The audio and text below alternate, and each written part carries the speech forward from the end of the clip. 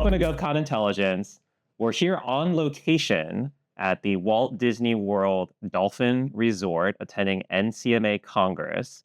My guest today is Karri Palmetier from Palmetier Law. She just gave a terrific presentation on domestic sourcing, the Buy American Act, Trade Agreements Act, the new supplier EO, so many different topics. Very well attended session. Thanks very much for joining us on the show, Karri. I'm so excited, Sam. I was like, because you've been doing these for when you first started. I'm like, it's going to get to me eventually, I hope. And here we are. It didn't take too long. No, We've only been doing this for a but few this is months the first now. time that I was in person with you. So, Wonderful, yeah, wonderful. And you're out of Denver, Colorado, Littleton, Colorado, that's in the correct. Denver area. Work primarily with small businesses.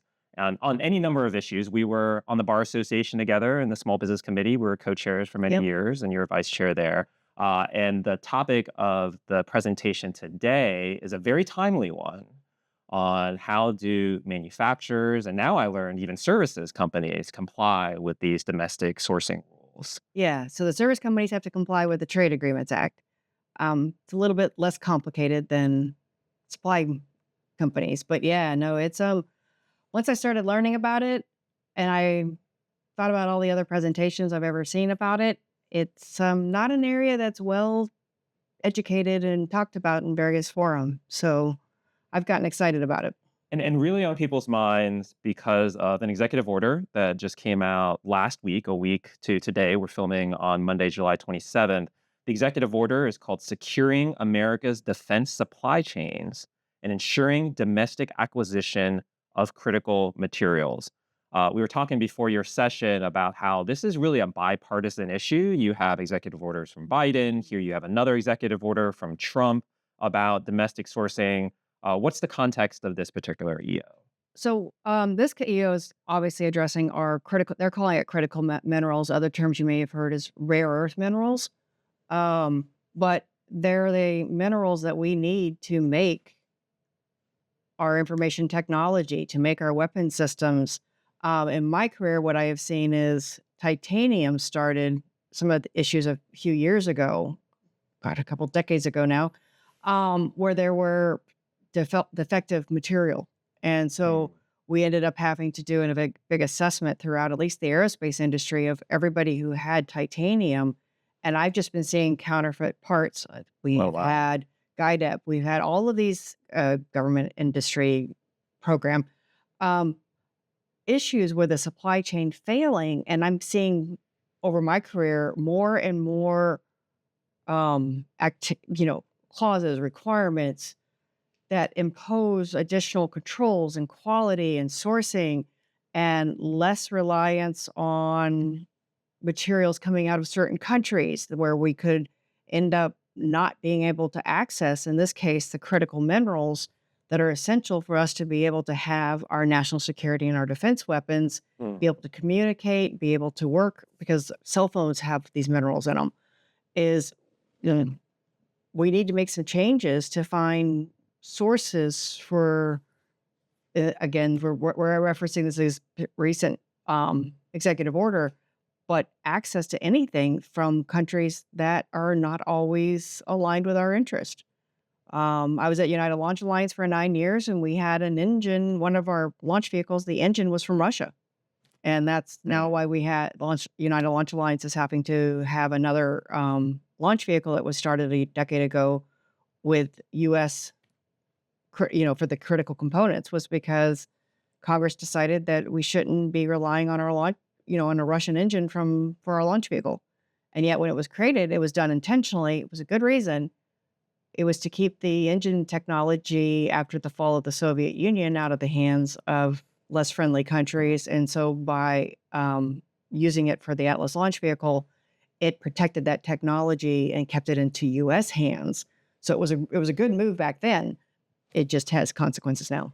You make a good point that it's not just U.S. source materials. The executive order refers to allied countries as well. It says it's the policy of the United States that not only the finished equipment deployed by our military, but also the critical materials and components necessary to manufacture, maintain, sustain, and repair that equipment are sourced domestically or from allied nations. Yeah, and that's a very key point, because I made the point earlier today in the presentation is Part 25, which is your international acquisitions and domestic sourcing and some of these other requirements, they are a direct reflection of our trade policy.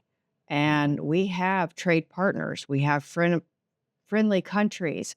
We have our foreign military sales program and our security cooperation program where we provide a lot of the military technology into those countries. So sometimes we can offer to provide the finished product in exchange for access to the rare earth, the source materials. And it's a lot more complicated than people really understand because you don't think about it. What do small businesses need to know about this executive order? What might come out of it? What they might need Yeah. to prepare So for? in preparing for this podcast, Sam, I'm going to point out an kind of an ironic requirement in Hmm. here. So the Section 3, when the executive order is providing the guidance to the Secretary of War to develop a policy to implement, one of the comments in here is such regulations shall seek to ensure that small businesses, non traditional defense companies, and new entrant firms are able to comply with the intent of this section Hmm. without being unduly burdened by these regulations. And yet, the very first, the requirements that start off are that they have to submit a complete indentured bill of material that traces all components, parts, equipment, software, and materials. And they have to implement written procedures. Kind of A lot of documentation. It's kind of conflicting requirements for small businesses purposes. And I'm not arguing that small businesses shouldn't have policies and procedures or shouldn't have to comply. It's just, and it depends upon the size of smalls, as you and I both know, not all smalls are small and not Mhm. all larges are large. You have the medium size in between. But for a truly small, like fewer than 100 employees, small revenue, this is a huge burden on them. Mm. But if they're providing the materials that are part of our weapons systems, it may just be a barrier to entry where they're going to have to get help in the manufacturing lines to make sure that they are understanding how to set up these requirements.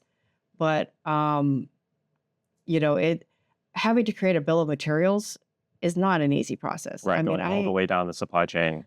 I tell them you have to get the information, but I don't give them like formats or the levels of detail.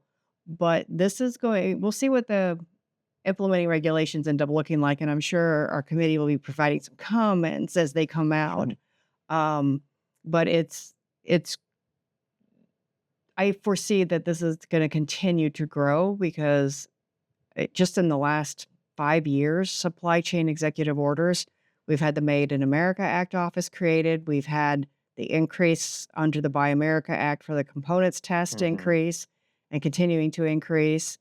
And there's still pushes to have more requirements in the domestic sourcing. So we have more and more manufacturing here in the United States and bring some manufacturing back into the United Mhm. States that has left the country. So you have this tension that we keep seeing over and over again about national security, domestic sourcing priorities or other priorities, and then the burden on small businesses. We've seen it with CMMC, now with FOCI, and here we are looking at Yeah. supplier And as part of this sourcing. bill of materials, they've added in an equivalent FOCI requirement. Oh, So they okay. want to know the origin Mm. and the sourcing of it. And again, um, what I anticipate in the regulations is going to be a preference for sourcing out of friendly countries and not out of our prohibited or prescribed countries that end up in a lot of our other requirements. Um, and also that as the contract for those materials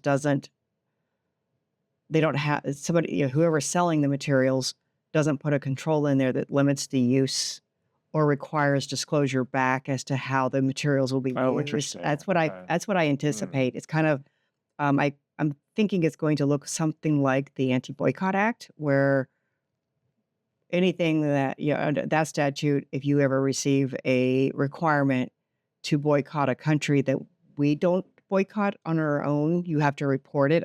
Foresee something like that, where if they include, and they're going to put it under the control and influence requirements. Mhm. So if you're buying the materials from, uh, we're looking at an X, I'm going to call it X country.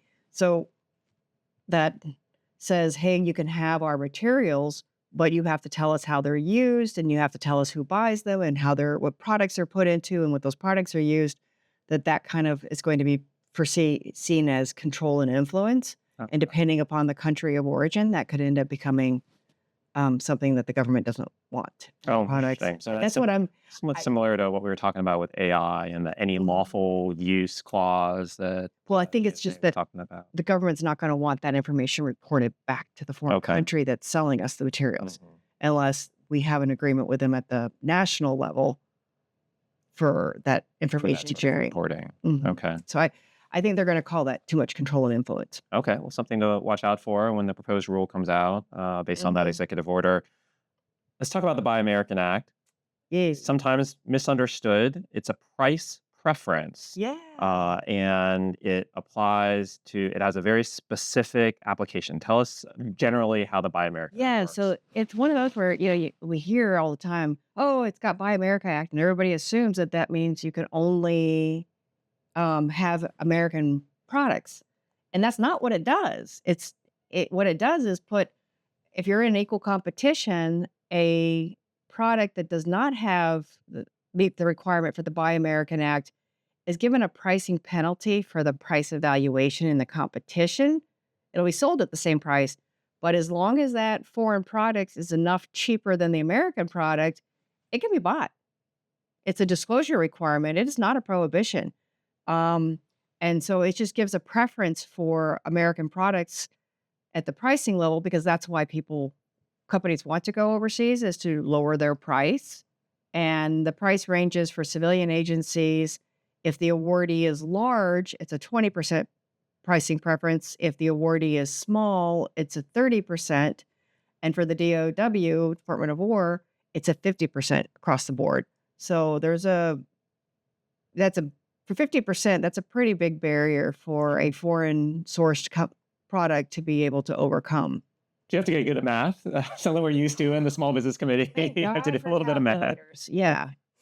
Uh, there are a few exemptions in the Buy American Act, and one of them includes information technology, but there's a bit of confusion about commercial products. How does that Yeah. work? So it's well, and keep in mind the standards for the Buy America Act and Trade Agreements Act are completely different. So this exception is only for the Buy America Act, and what it exempts is commercial information technology. Doesn't have to be COTS because COTS is a subset of commercial, but any commercial information technology is exempt from the Buy America Act.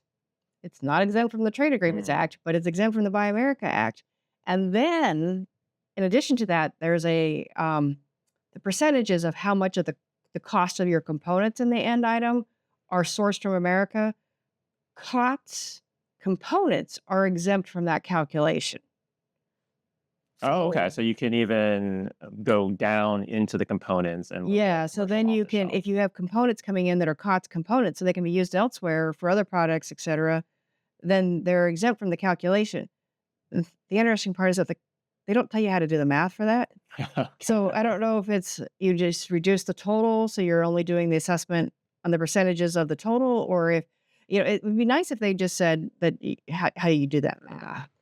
But I think you do the math the way that works. Maybe we'll get an example in the next FAR compliance guide on how to do this math.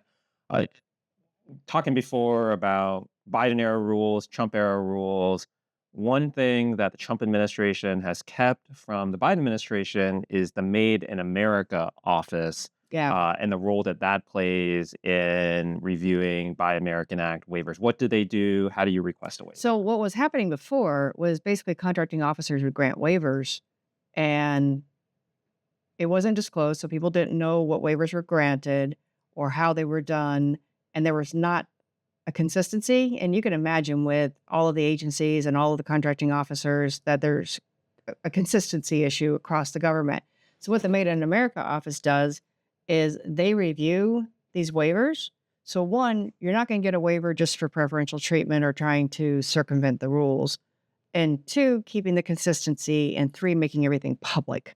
Oh, So okay. So all those yeah, waivers are public. Okay. Even at the and individual it Made level. in America office is doing that. So I actually thought that was not a for something that is added bureaucracy, and additional time. I didn't think it was a bad thing. What I would say to companies is if you one, know your competitors. But if you and your competitors need a waiver, start it early, long before the next contract is going to come out so that you can get through this process. Know your customers, find a customer who may be more willing and talk with them up front. Go talk with the Made in America office, see what the rules are.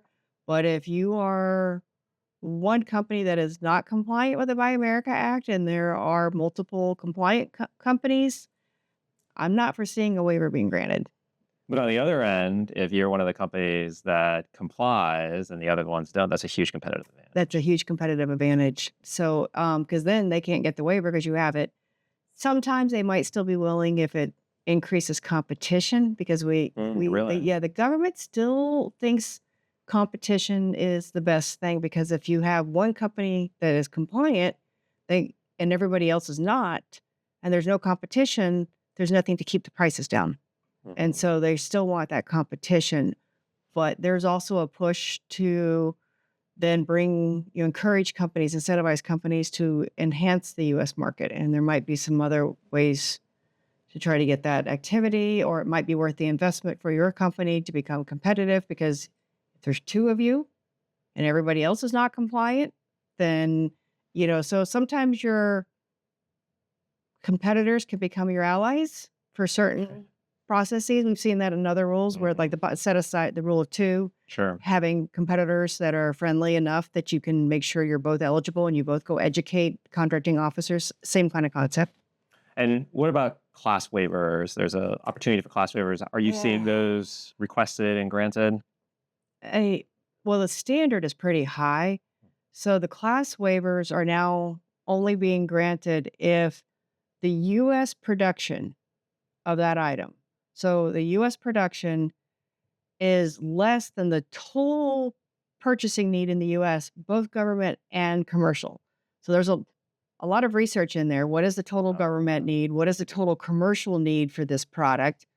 And can a company, how much production do we have in the United States? And if it has to be less than that 50% to even be considered for a class waiver. As for the rest of it, I think it's just going to depend upon the criticality and the sourcing, who else, which countries source it. And I imagine there's a lot of data that's involved in that. If you're talking about non-governmental, you can't just find that. There's a lot of research that goes into this. I bet. Country of origin tests. There's this phrase, substantial change in physical character. What does that mean? How do you figure out where the product comes from? So the first time I got this, I was like, oh, what is the definition of the FAR? Guess what? It's not in there. So then I was like, okay, so what's the definition of the statute? Not in there. So I go to Black's and I go to the common dictionaries, Oxford, etc.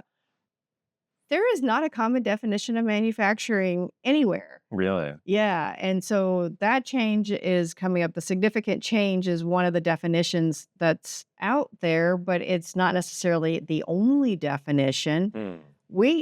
It's the manufacturer is not a defined term as a common word, even in the dictionaries. So, the standard, what I have found is that the standard tends to be lower for the Buy American Act, and I know we're going to get to the Trade Agreements Act than for the TAA, but it's a case by case assessment, and it will depend upon the courts. In this case, usually the Buy America Act is handled through our wonderful friends who protest. And handle through good opportunity for lawyers. Oh, no, that Wardy's product is not manufactured in the United States because it's merely assembly, so they shouldn't have been eligible, or they should have had the pricing preference applied, and therefore our client would have won. So it is a good area for some wiggle room.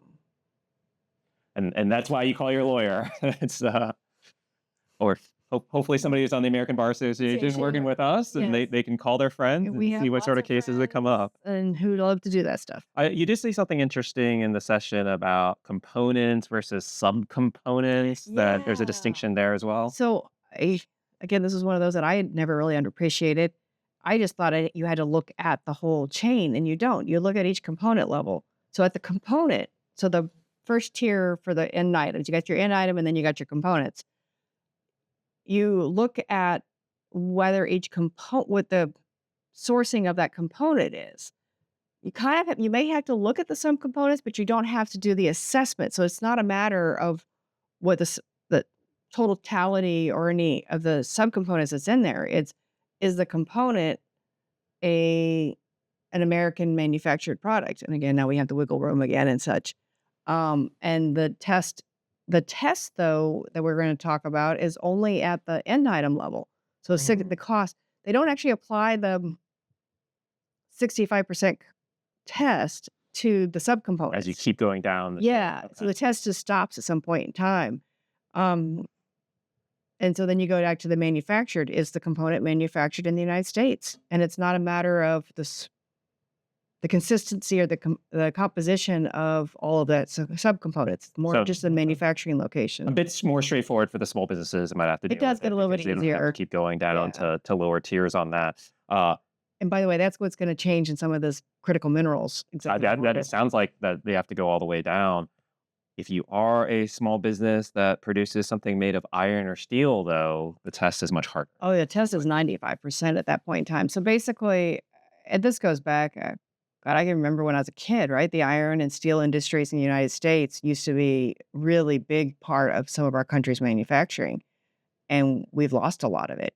And so it's really, again, the Buy America and Trade Agreements Act are part of our international trade policy, and that is also part of our national security and industry, is trying to encourage and incentivize industries to come back to the United States, and primarily on iron and steel, because that is, you can't fight a war without iron and steel.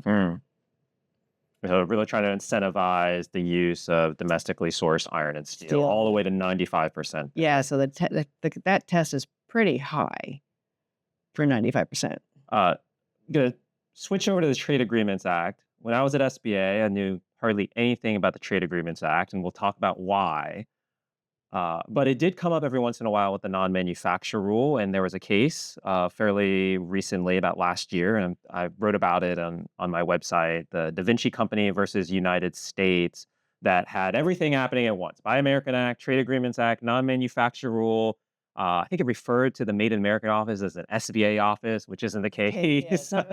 Really changed the way that small businesses have to think about these domestic sourcing requirements. So could you walk us through what happened? Yeah. So, and this was one, I don't know if I was right or wrong, but I was always like, if it's set aside for small business, then it's subject to the Buy America Act, and you follow those rules. So I actually thought that what the government did in the Acetris case, or the Da Vinci case, was correct, because what they did was they said, we have two or more. We have the rule of two or more small businesses are eligible. They can provide the products. So they set it aside for a small business, and therefore it was subject to the Buy America Act. Well, under the Buy America Act, again, it's a pricing preference, not a prohibition. Both of them submitted non-compliant products. And so there was no pricing preference, and the government said non-availability waiver and awarded to whoever's price was lowest. Well, another company that had a trade agreement compliant product out of Spain, they protested and said, this doesn't make any sense. And from a logical standpoint, you can make sense, right? Why are we awarding under our pricing, our sourcing requirements to a non-compliant country, a country that is not compliant with either the Buy America or the Trade Agreements Act, in lieu of a country that's at least compliant with the Trade Agreements Act? Yeah. And so the courts flipped the analysis, and I'm still not completely sure of how this is going to work. And again, this is my interpretation of it, because they flipped the analysis on me. But it's when you look at the rule of two, if there's two companies that are small businesses that are capable of producing the product, not necessarily a compliant product, but a product, if that product doesn't meet the Buy America Act standards, and the rule of two is not met. And so then it's not set aside for small business and the Trade Agreements Act. And the way they phrased it is that the Trade Agreements Act has a higher order of precedence than the Buy America Act. And that's because the Trade Agreements statute, they're both statutes, but the Trade Agreement statutes are also implementing treaties. And it's important, very important, if the Trade Agreements Act applies because it's not just the price preference, it's a prohibition It's a at this point. prohibition. And so now, one, it can force the competition to large business, open it up to large businesses also. Um, But two, what it does is that if there is a compliant product, it is now prohibited from buying non-compliant products. So it's one where a larger business that has a TAA compliant product is more eligible than a small business with a non-compliant product.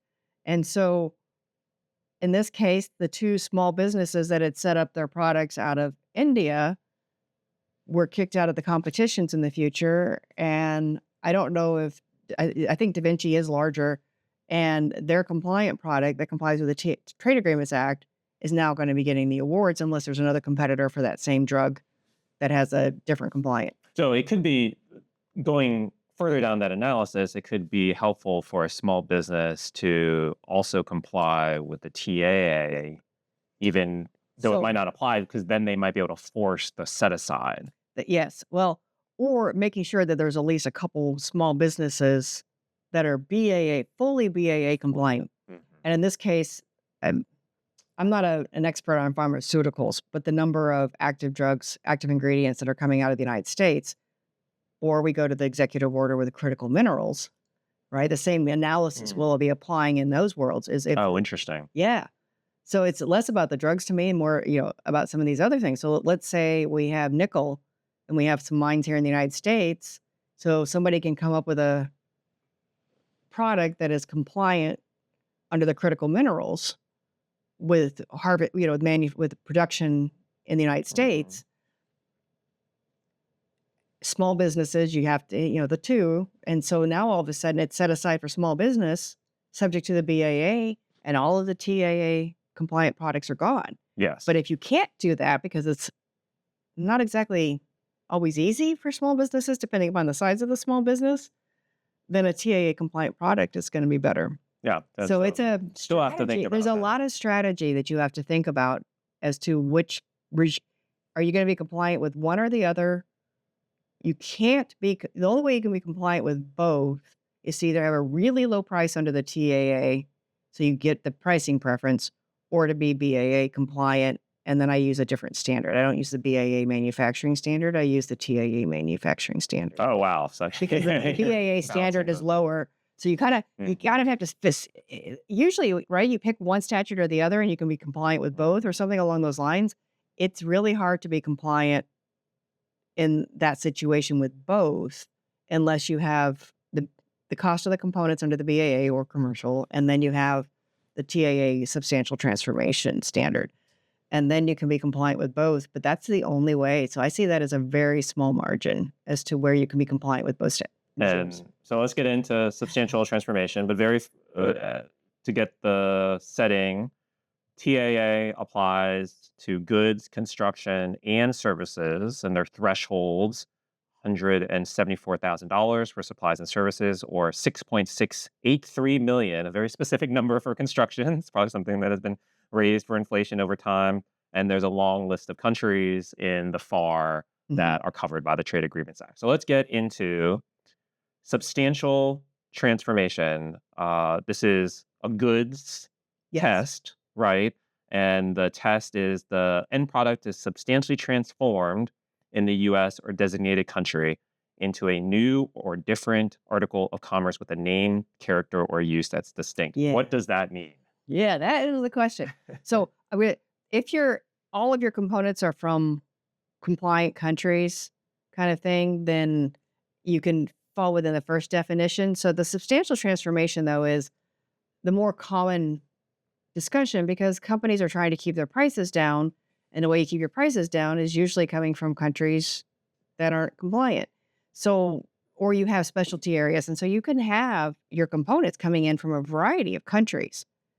And that's okay under the TAA because that is the sourcing of the components is immaterial. There's no cost. There's none of those trade-offs. Oh, sure. It's only a matter of once you bring all those components in together, what is the process to bring those components into the end item? And I'm using the word brings because again, manufacturing not only does manufacturing not have a definition, but for this test, manufacturing isn't even part of the test. They use substantial transformation, not defined, other than it has to transform the name, character, and use.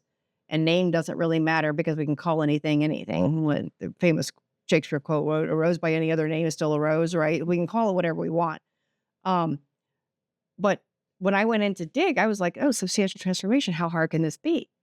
Well, this is one of those things that for lawyers is very much of a head scratcher because you always trying to find the case law and make something fit, Hmm. and it doesn't. And Yeah, it was you want an very overarching principle, it was and very the facts fit into that. frustrating for us. And I was working on this with a friend of mine, Andy Liu, and thank you for him because he helped the two of us together help try to come up with some kind of answer. But it is very dependent on the manufacturing process itself. So you have so some of my clients, I've actually had to go to their factories and tour their manufacturing facilities Mm. and walk through and ask questions of the individuals on the product line to figure out what kind of training they went through and that kind of stuff. And I, it depends upon the products. I mean, some products, my little paper coffee mug with the end sleeve, right, may not be that complicated. But then you have others that are extremely complicated, or at least I think they're complicated. But then again, you may not want me on your manufacturing line. Well, that But doesn't have software in it. it doesn't have software in it. And software is a completely different situation too, because software, you know, this can work without software. This is useless without software, laptops and such. So it is highly dependent.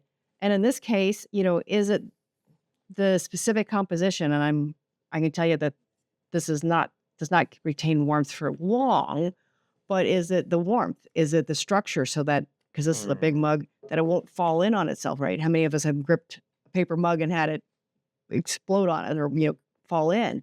So all of those things. But when they look at it is what is the essential character?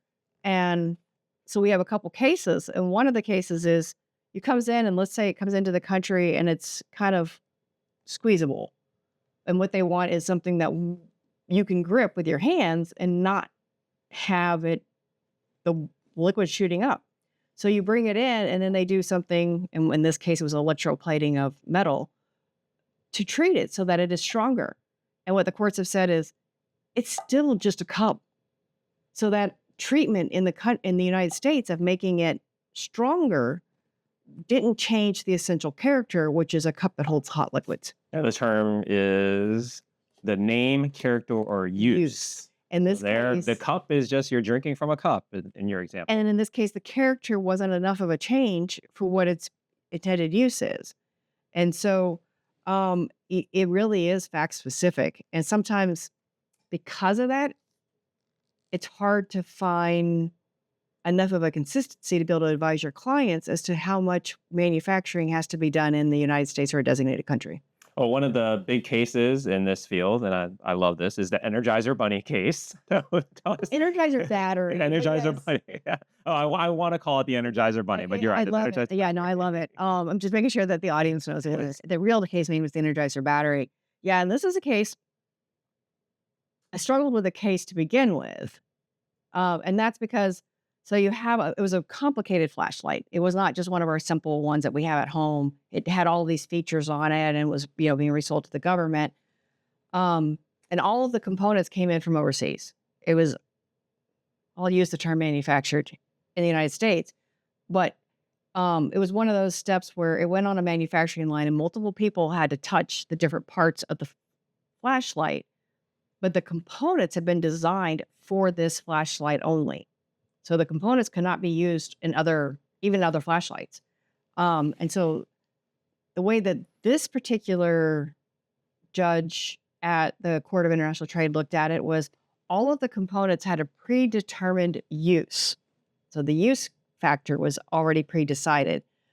And that, in his opinion, I think it was a him, the complexity of the manufacturing of the individual components that was being done in non-compliant countries was more complicated than the manufacturing process in the United States.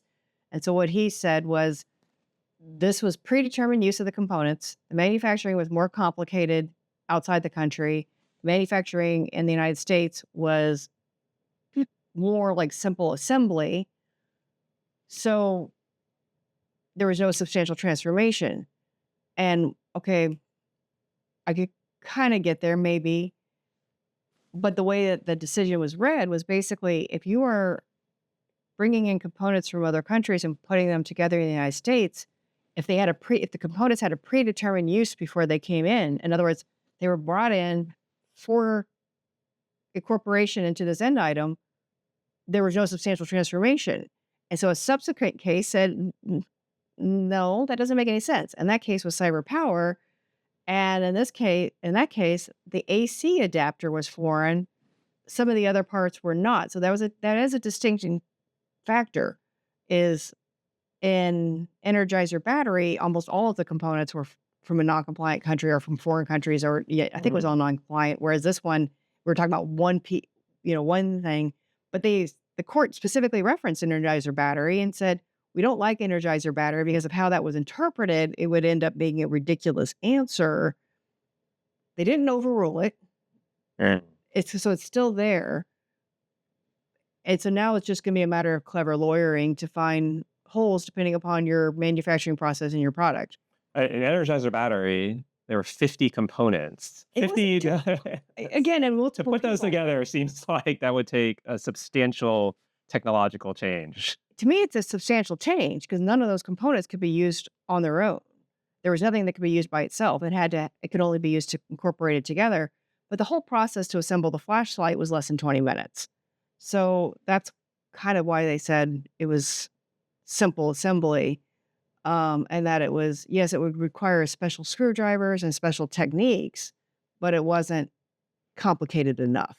And in this area of law, you're taking cases from bid protests, you have Court of Federal Claims cases, you also have customs cases. Yeah. So under the Trade Agreements Act statute, they designated the customs process as the decision, as the interpretation of the trade agreements, because they also have to do the same interpretation for tariffs and duties. So they're the ones with a skill set of understanding how to make this interpretation. And you wouldn't have a ridiculous answer of, is this an insulated cup? Or I guess one of my favorite ones is the hydration backpacks. Is it a hydration bottle Or or a backpack? And so that's why you also now see those two things sold separately. But that was a skill set that was done. So you have to look and make sure you're understanding, are we looking at the customs line or are we looking at the bid protest line? Because the bid protest line is going to be focusing on the FAR and the customs line is going to be focusing on the trade agreements and the statutes for those interpretations. And sometimes they conflict. I'll ask you in a minute about those cases, particularly the case that you were involved with. But first, as far as an overarching principle, it sounds like there is no overarching principle. The overarching principle is it is fact-based, subjective, and to me, the best key is the more you document your decision-making process and really think about what work has to be done in which countries and move them, that's going to be your best defense. But it's the simpler the process, the more likely you have to do more in a designated country. The more complicated the manufacturing, the harder the process will be to make the determination. And the less certainty you're going to have as to how the courts are going to interpret it. So even the country where it comes from matters, even though it doesn't seem like it should say that under the statute. But the country where it comes from matters, and then just case by case, exactly how it was put together. It is really kind of fun. But it's also one that, as a lawyer, to be able to write that letter to tell the client, yes, you're okay. I've backed off from those kinds of letters and done here is the decision-making process that we went into, and here's the rationale for why we think it's okay, versus you are okay. Okay. I'm sure in those letters now, you're probably citing this case that we'll talk about, Acetris Health. So this is you have everything happening again at once. You have Court of Federal Claims, you have the customs office. So tell us what happened in Acetris. So Acetris, I don't remember who their lawyers were, but their lawyers were very smart. So what happened in Acetris was they set up the contract. It was for, again, a drug case where the active ingredient was out of India. The active ingredient was brought into the United States. It was incorporated with all of your inactive ingredients to make a tablet. So you have the raw ingredients coming in and becoming a tablet. And that they had made a determination beforehand that that was substantial transformation. So it was TAA compliant. Somewhere during the contract performance, the VA started raising questions. Somebody in the VA had done some research and said that the customs line of cases says that it is not a substantial transformation analysis for drugs. It is the source of the active ingredient. That is what determines the country of origin. And that's what the VA used. And after much pushback and discussion, eventually the parties agreed to terminate the contract for convenience. And then the VA went out and recompeted it. And during the recompetition, during the draft solicitation and all of those times where you could ask these kinds of questions, the Acetris, and this is where I thought they got smart, deliberately asked the questions of how will you interpret this? How is the Trade Agreements Act going to be applied? And it got the written determination ahead of time that the Trade Agreements Act would be applied. They would follow the Customs Border Protection cases. They proposed, they included their offer, because if you don't submit your offer, you're not eligible for a bid protest. And then when they lost, they filed the protest line in the federal courts, not the GAO. They went to the federal courts, but they also protested the ruling at the Customs Border Protection. So they had gone and, because the government hadn't followed the Customs Border Protection, so they got a ruling from Customs Border Protection. And that's where things started to split and get interesting, because Customs Border Protection said we're following our same line of cases. It's the active ingredient, which they knew, I'm guessing that they knew that that was going to be the answer.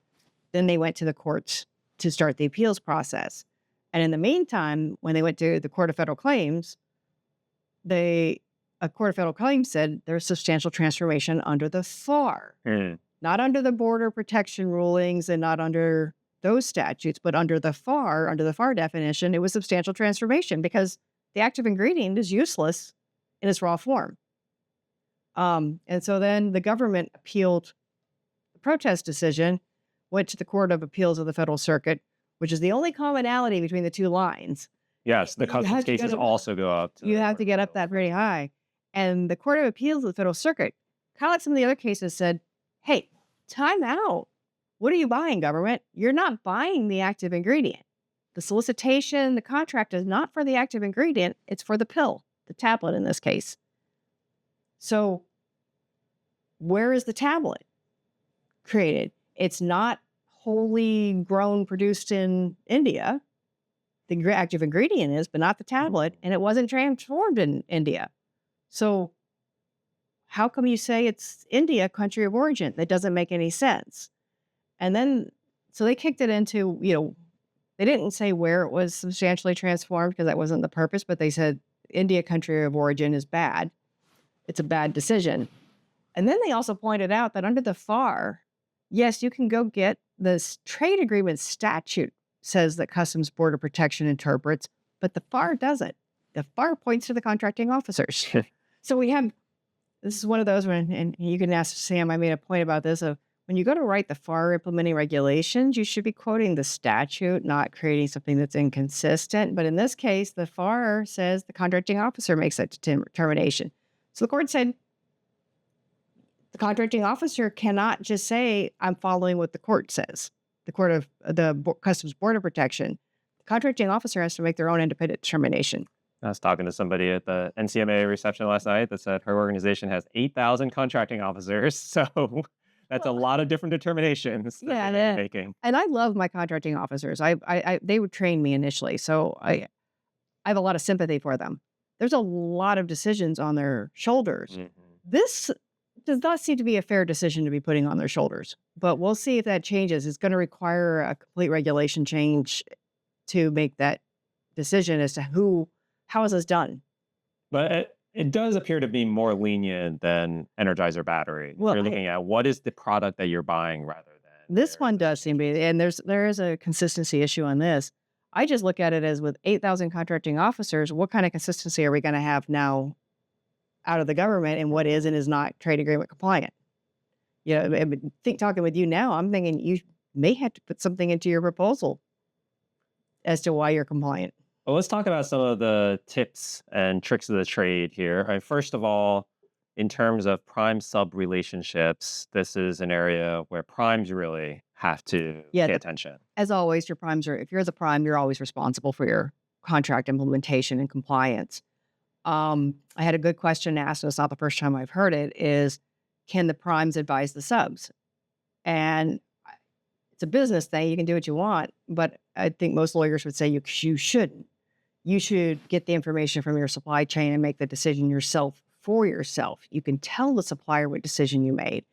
But if you advise a supplier as to how to set up their supply chain to be compliant and you advise the supplier that they are compliant or are not compliant, you're kind of doing, not only are you doing their job for them, but you're now picking up the responsibility and liability for that. And lawyers don't usually like that step. So um, you work with your supplier. I'm not going to tell you to make the decision for them. I'm going to tell you to make the decision for yourself. At the very least, you should get information from them. So, what's the best practice there? So your supply chain due diligence screening, if you're buying components or hardware or supply items, you should be asking them for the sourcing. And this is where that the bill of materials for the critical minerals is going. That's going to be more in depth, but some sort of equivalent of, hey, what are the components of your product? Where are you sourcing them from? What are you doing where? What part of the manufacturing process is occurring where? And not just a blanket, please tell us that you're TAA compliant, because that's a good first step, but it's not the only step. And especially if you're buying the components and then you're making the assembly, you need to know what's happening where. And if you're the one setting it up, where you're saying, hey, company in such and such a country is going to make the part A and you're going to make part B, and then we're going to ship over here to assemble part A and part B, and then part C is going to be moving over. Some of these are very complicated manufacturing processes where they are all over the world and stuff is being shipped back and forth. So it'll be coming to the United States to be tested, it'll go back to another country and have some more additional work done and then come back here for assembly.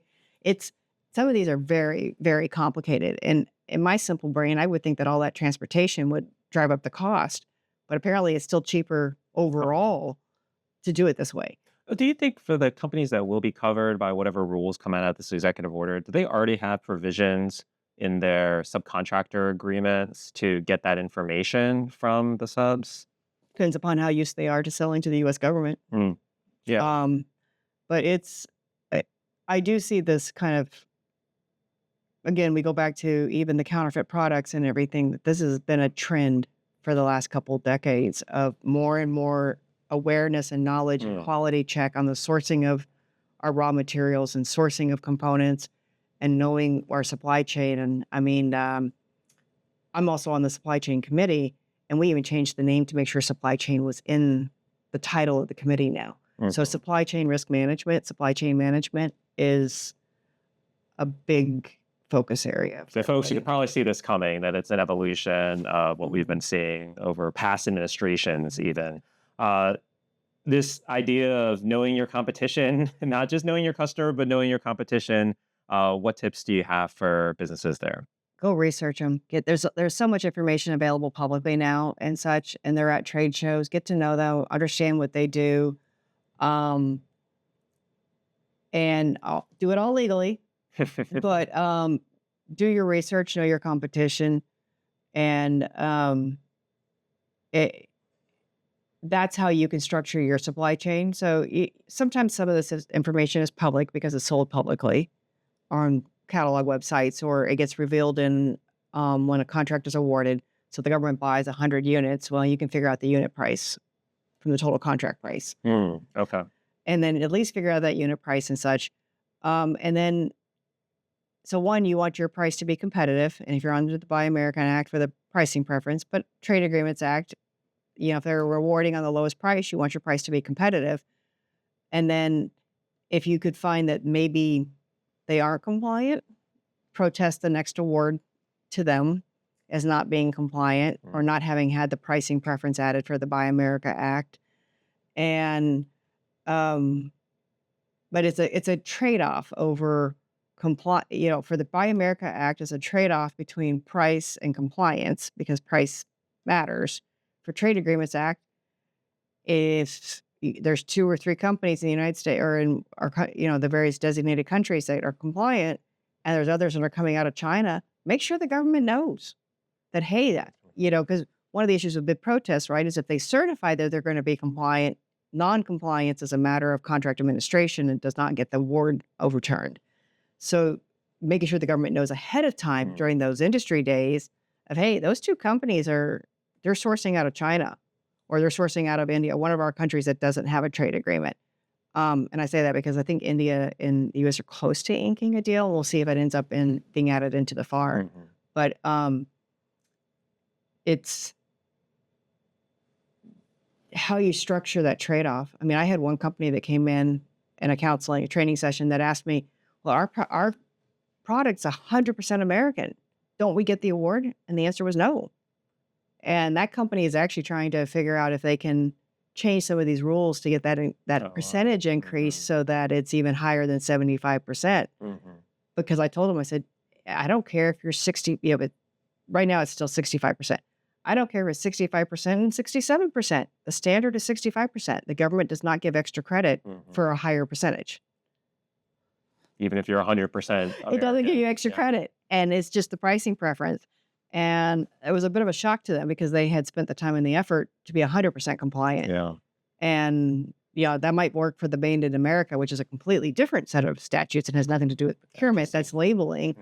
But it doesn't affect the government purchasing system. Yeah. So before you change around for the federal government to comply with Buy America and understand how this price preference works. Because the pricing preference for that, for them at 100%, even 65 or 75%, their price difference was too high and they were losing competitions. And I didn't have good news for them. This is all very fascinating, Karri. I couldn't have you on the show without asking you about SBIR because you're my SBIR expert and you were somewhat involved in a major legal case involving the SBIR program. Yeah. I think it came out right around reauthorization, and it's important because reauthorization implements new national security related requirements. So tell me what happened in that case. So I'm going to only talk about what's in the public kind of thing on that. And this one broke my heart because I love the company. And this was the Cahan case out of COFC. I love the company, great people. My heart broke for them. Nationalized U.S. citizens who were determined under the FOCI rules for the 2022 SBIR reauthorization to have too much of a risk. And so we followed the bid protest procedures, and I brought in some friends. Anuj Vora was there was a secret document, classified document, and we had to have access. And because there's a whole bunch of other bid protest attorneys. But it just broke my heart. And in the end, what the government said was, we think there's too much of a control and influence. And I'll let you read the case facts. But what we learned in this is how much, at least the Air Force and Space Force, what their process is for reviewing these SBIR awards. And they have a panel that convenes before the SBIR contracts are actually finally awarded. You'll be notified of selection, but you may not get the award. And part of that process is this detailed assessment with multiple groups being represented in the panel, including the Office of Special Investigations, OSI, that are doing these detailed background checks to make sure they understand. So they don't just take the certification of compliance. They go and do their own research and their own sources. And they meet and convene and discuss. And so contracts may or may not be awarded based upon what they find. And in this case, what was sad was that the company was never given a chance to mitigate. And that's what we were really trying to do, was to get a chance to mitigate. And the government just said it was too high risk. We're not letting you mitigate. There's nothing you can do. Interesting. But it has such a high standard in SBIR versus what you're looking at with DCSA. And we even tried the de facto barment, but the courts right now with national security are just not going to override the national security. That's true. If they had found against the government, that would be, of course, precedent, not just for SBIR, but other areas. And stuff. So So when you combine that, the critical minerals has a FOCI reporting requirement. You had a presentation a couple weeks ago, within the last 2 weeks, with somebody about talking about the FOCI constraints on the new Control. contracts. I just see the FOCI, foreign ownership, control, and influence, which came out of the classified world and is being brought into this unclassified world with all these other contracts. It's not going away. We want to know what especially our military, but our government as a whole, what are we relying upon and who are we relying upon to function? Because if we can't function on a day-to-day basis because some government turns off the valve, it takes a long time to refill a supply chain sometimes. Yeah, this is one contractor, but if you extend this out, that's a significant loss to the industrial base. And the DOD, really cares because you also don't want information. One, the SBIR is supposed to incentivize the U.S. and grow the U.S. economy. So if you promote innovation that can be controlled by a foreign government, you're actually funding a foreign government's R&D. So I can understand why they have these rules. And then if they're going to get access to government information to perform the contract, which was not the case in this one, but then you're even with export controls, you're still potentially giving access to foreign adversaries over our government intelligence, our government data, our government activities. So there's, as a former JAG and stuff, I still, I understand the need for this national security. And I understand the need for being able to protect our military, protect our government. And where is that balance line going to be drawn? I don't know, but I see it tilting more and more towards our U.S. sourcing or those at least countries that are very friendly and won't turn off. We're not at risk for losing our access. Yeah, so maybe a bit overcautious for small businesses that are out there that are trying to seek to get in, particularly. And that's not something or whatnot. On this, you can go get a termination from the Customs and Border Protection as to how they would interpret substantial transformation. OSI will not give you an interpretation ahead of time about how they're going to interpret the FOCI. That's right. That's right. So you don't know until you submit. Yeah, some more disclosure in the reauthorization, but it's not like you're going to get a chance to come back and challenge that. No. Well, Karri, thanks so much for walking us through this. How do people find you? So it's easy. Karri Palmetier. I'm sure that's going to be in this. The spelling is going to be in there. And it's just Karri@palmetierlaw.com. I made everything very consistent. Website is palmetierlaw.com. You can also find me on LinkedIn, or you can call me 303-697-8914. I answered the phone myself, so it's pretty good. Wonderful. Thanks so much for being on the show, Karri. Thank you, Sam. I had fun. This is great. Thank you. Thanks, everybody.